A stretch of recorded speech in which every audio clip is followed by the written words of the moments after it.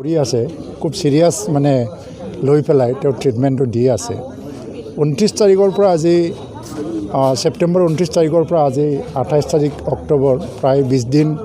হ'বলৈ গৈ আছে এই 20 দিনত বহুত উন্নতি আমি দেখিছোঁ যদিও আমি আশা কৰা মতে যিটো ৰিকভাৰী হ'ব লাগিছিল সেইটো আজিও হোৱা নাই কিন্তু বহুত সময় ল'ব কিন্তু চিকিৎসাৰ ক্ষেত্ৰত খুব সিনচিয়াৰলি অনেষ্টলি ডক্টৰ মলয় চক্ৰৱৰ্তী কৰি আছে আৰু যথেষ্ট উন্নতিও আমি দেখিবলৈ পাইছোঁ যিয়ে নহওক মই পৰিয়ালৰ এজন সদস্য ব্ৰজেন্দ্ৰ কুমাৰ এজন সাহিত্যিক আৰু সমাজকৰ্মী আৰু জাতীয় জীৱনত বহুত ডাঙৰ অৱদান আছে সেইটো বেলেগ কথা কিন্তু মই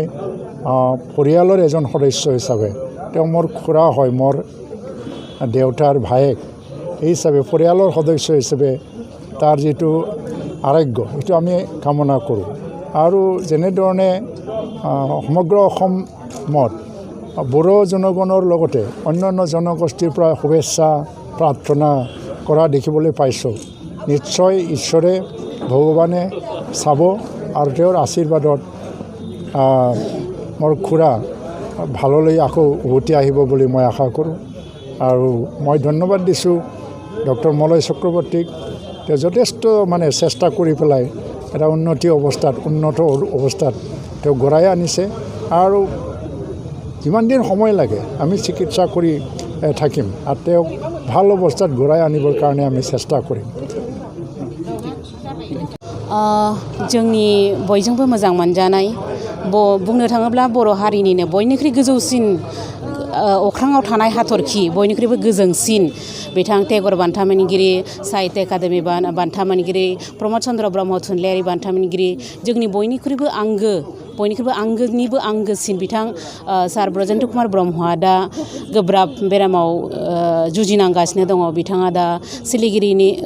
सिलिगुरिनि मलय चक्रवर्ती देहा फाहामसालियाव देहा फाहामथाय लागासिनो दङ बिथाङा जाहाथे थाबैनो हामो बिनि थाखायनो जों दिनै बयबो ज' जानानै आरज गाबदों इसोरनि खाथियाव जोङो आरज गाबख'दों बिथांनि देहाया जाहाथे थाबैनो मोजाङै मोजां जानानै फैफिनो बिथाङा जोंनि गेजेराव फैफिननानै बिथांनि आद्रा थालांनाय जि खामानिफोर दङ बे खामानिफोरखौ जाहाथे मावफैफिननो हायो बिथांखौ जोंनि गेजेराव जाहाथे जोङो नुफिननो हायो सिगांनि बायदिनो गोरायै बिथाङा हारिनि थाखाय जोंनि थुनलाइनि थाखाय आरो बिथांनि जिउआव जाहाथे माखासे सिमां जायफोर आद्रा जानानै दङ बे सिमांफोरखौ सुफुंफैनो हायो बिनि थाखाय जों दिनै इसोरनाव आरज गाबदों आरो जोङो बर' आइजो लिरगिरि थुनलाइ गौथुमनि जानानै आरो लोगोसे बेवहाय बाहागो लाफैनाय गासै गौथुमनि जानानै जों दिनै इसोरनि सेराव जिबायदि आरज गाबदों बे आरजआ जाहाथे इसोरनि सेराव सौहैयो इसोरा जोंनि आरजखौ खोनासंनानै बिथां गेदेमानि देहाखौ थाबैनो फाहामनानै होयो बेखौनो जों मिजिंथिदों आरो इयुनावबो बिथांनि थाखाय जेसेबांखिनि आरज गाबनांगौ बा नांगौ हेफाजाबफोर बेफोरखौ जों होनो थाखाय थियारि दङ बिथाङा आथिखालाव बेबायदि देहा फाहामथायनि थाखाय गोबां रांखावरिनि आंखाल जानानै दङ बे रांखावरिखौबो जों हाथ्राब्लाबो एसेब्लाबो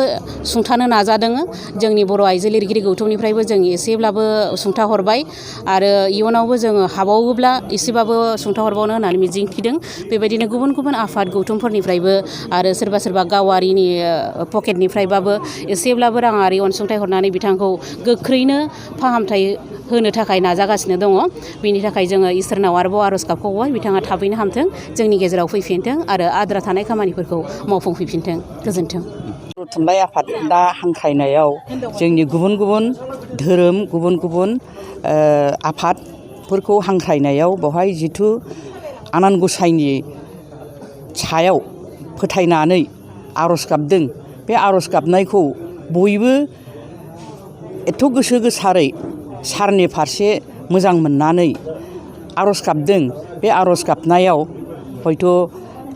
आनान गसायाबो इसोराबो खोनाहैगोन सारा थाबैनो आरोग्य जागोन बेखौ आङो बर' आइजो लिरगिरि गौथुमनिफ्राय फोथायनाय लाखियो बेखिनियानो इसोर दायो बबे देहा फाहामसालियाव दङ सारा सिलिगुरिनि मलय हस्पिटालाव दङ गाव माबा प्राइभेट हस्पिटालाव दङ सारखौ बयबो आसा खालामनानै नायलायगासिनो दं आंबो आंनि मोनसे पार्सनेल खामानि लानानै थांगोन गौथुमनिफ्राय नङाब्लाबो 24 तारिखआव नायबोनो आं सानदों सारनिफ्राय माबानिफ्राय माबानिफ्राय न'निफ्राय बिथांनि थानाय हस्पिटालनि एड्रेसखौ लानानै आं नायबोनो सानदों आरो 24 थारिखआव थांगोन सिलिगुरियाव आंनि पार्सनेल खामानियाव थांगोन।